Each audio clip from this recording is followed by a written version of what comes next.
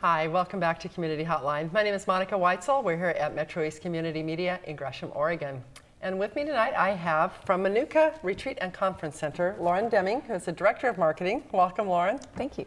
And Caitlin Endress, who is Miss Portland. Hello. Nice to have you here. Thank you. And you are also here to talk about the Pink Lemonade project. I am. Okay, good. And we'll see how this all ties in together later. Lauren, I'd like you to start out, if you could, by telling us a little bit about Menucha. I've been there several times. We have our company retreats up there. We've had different meetings up there, and it is a gorgeous, beautiful, relaxing, peaceful place.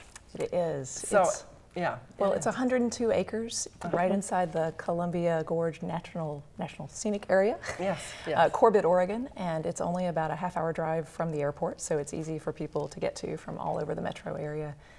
It was originally the summer retreat of Julius Meyer, who was the governor of Oregon back in the 1930s. Is this of the Meyer and Frank? It is, yes, the Meyer family. Yes. And he developed this beautiful piece of property that looked right out onto the river so that he could get away from town and relax.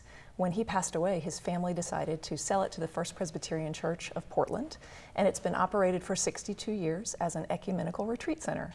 So we welcome nonprofit groups of all types, arts groups, education groups, faith-based groups, government groups, family reunions. I don't know why you were there, but lots of people have been to Menucha in 62 years. Yeah, we were there because of our staff wanted to go on a retreat. We were, strategic planning time, but we wanted to go someplace, get away from the office, where everybody could be kind of fresh and really dig down deep and think about what our mission was as a nonprofit, and it was a great place. It was kind of an inspiring place to be, and so many wonderful facets of it, from the that view. Well, the view, the view, and the labyrinth, labyrinth, and just some of the other,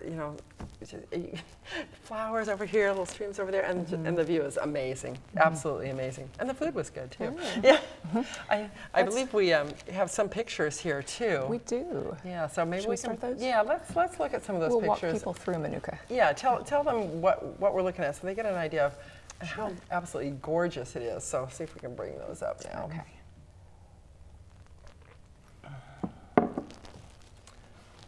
Waiting. There we go. This is the sign that's along the historic highway that you would see in the springtime with our red tulips abloom. We have a couple of gardeners that keep the place looking great. When Mr. Meyer owned the place, he had 30 gardeners. Oh, wow. So, we have quite a few rock gardens. Let's go to the next one. Okay. That's Wright Hall. That was Mr. Meyer's home. The architect Henry Brookman designed it, and it was the beginning of a whole school of architecture known as the Northwest style.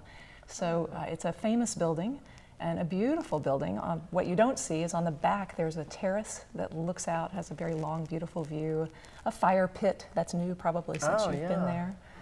Rooms.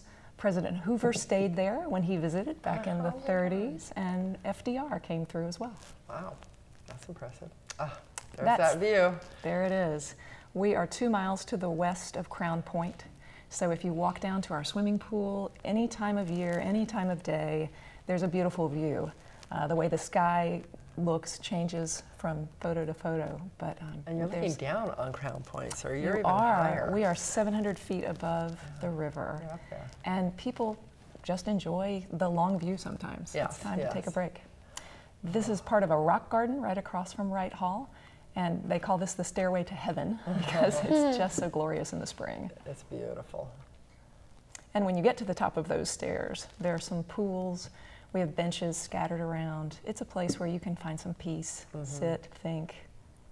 I would like to be there for more than just one day. This is the hands of one of our cooks. The dining at Menucha is a pretty special thing. We think what we really want to do is give you the gift of contentment. We want you to be well-fed, well-nourished, relaxed, renewed. So we do all of our bread making there ourselves, and we're just very well known for excellent meals. Yes, I do recall good food. And alternate diets as well are attended to there. So if you are a gluten-free eater or a vegetarian or have certain allergies. Right, just let you know ahead of time, and you're able to accommodate those. We will accommodate you. That's great. Wow. Well, now Menucha, you said all these different groups that can come up there. What What kinds of things do you have up there? Besides, obviously, our office came up there for a retreat. You say you have family reunions. You have programs that are regular programs that you have. Right. It kind of falls into two categories. One would be like what you did, where you came up and rented space and ate with us and slept there, but you ran your own program. Right. The other kinds of groups are our own programs, and we have started having people for arts retreats. So we partnered with the Watercolor Society of Oregon, and we bring in artists. We partnered with the Pink Lemonade Project to do breast cancer retreats. Now Caitlin, you are kind of a spokesperson for Pink Lemonade. Is that right? I am. And how did you get involved with that? So, my mother is a two-time breast cancer survivor, and that's why I fit so well with Pink Lemonade Project, because we say when life throws you lemons, make lemonade. Right. That's where we got our name. And as far as where Pink Lemonade Project fits is there's so many organizations, and we're so thankful to have them, that work with awareness or with research. Right. And like I said, we're so thankful. But what happens when you get that message of you're cancer-free? Life changes, and it changes for the better, but some women are left thinking, well, what happened to my Tuesday chemo, and what happened to my nurse navigator, and what about my oncologist? I'm not going to get that email. So Pink Lemonade Project helps women with life after breast cancer, and we actually like to say breast cancer thrivers rather than just survivors. Good. Okay, so what does all this Pink Lemonade do? What is their, I mean, I know that's their mission, is to help people after they've overcome the cancer, but how do they do that? Absolutely, good question. So we like to say we have 3 flavors of Pink Lemonade, and the first one is the retreats, and we're so thankful to have such a good partner for women, and not just women, but also their spouses, and we're moving into having families. And me, as a child of a breast cancer survivor, it's so important to look at a holistic approach of health and healing. Because it does affect the entire family. It does. I mean, it does. It's been 13 years since the first cancer diagnosis, and it's still very much present in my life. Sure. And I'm not even the breast cancer survivor. Yes. So we have the retreats. The second flavor is Brave Day, which is Breast Reconstruction Advocacy Victory Event, which is a long way to say if you have to go through a mastectomy, you have rights to a reconstruction. And so we do that through building awareness. And March 21st of every year is Brave Day. We use that day to educate people, and we have an event coming up soon, March 21st. And then the third flavor is mentorship. And we really pride ourselves on the fact that we train our mentors to be professionals. Sometimes, even with the best of intentions, mentors will come in and it'll end up being, well, let me just share with you my journey. And the mentee is kind of left saying, but I'm the one who's supposed to be the mentee. Right, so we have some excellent training. We have a curriculum for the mentors to learn, and then also a curriculum to guide the mentees through. So that's what we do with Pink Lemonade Project is the first one, which is retreats, the second one, which is Brave Day, raising awareness, and the third one, which is, help me out. Mentoring. Mentors, yes. Thank you. I was paying attention. Takes the village. Takes the village. Yes, so that's what we do. So the retreats are at Menucha. Right. Or they are. Currently. Have you had them other places before, and now you've just found Menucha, or have they started out here? As far as I know, I have not been on this retreat yet, but as far as I know, that's where they are. But we have some separate spaces for our mentors. Okay, I can't think of a better place to it's renew beautiful. and regroup. And so, what can people expect? So, and tell me, you have one coming up in November that's already full. Is that right? It's true, and I'm sorry to say that because we thought we would be able to invite viewers to sign up for it. Don't be sorry. That's wonderful. But that's we're grateful, exactly. But you'll be doing it again. We will. The one for November is for couples, so facing breast cancer together. And it's filled with 10 couples and 2 facilitators. And these are people who have already survived breast cancer, or people that, I mean, are they still going through it? I mean, obviously, you're always kind of going through it. Facilitators screen people ahead. When people tell us that they're interested, they sign up on our website. They get a phone call from one of the people that will facilitate, and they have a conversation, a really frank conversation about, what would you like to get out of a retreat experience? And they find out where they are in their journey. And so they would not want to combine people who were in far different places. Yeah, that's what I was thinking. You'd want to be kind of on the same. And we think that's pretty special for Pink Lemonade Project, is we're super sensitive of what you would want to have at a retreat. Like, you think about cancer retreat, you think, oh, I don't know. It's going to be miserable. But to put people who are in the same or similar situation is so much more of an empowering experience. Great support for each other, and I can imagine, especially if you're getting through this, that the support and the love and the bonding must be really huge, I would think. We had a group just last week, and they left all exchanging email addresses with each other. They're all friends on Facebook. Oh, and none of them knew each other when they came in the door. Is that right? So we had 11 women, a 12th couldn't show, but the 11 who were there, meet.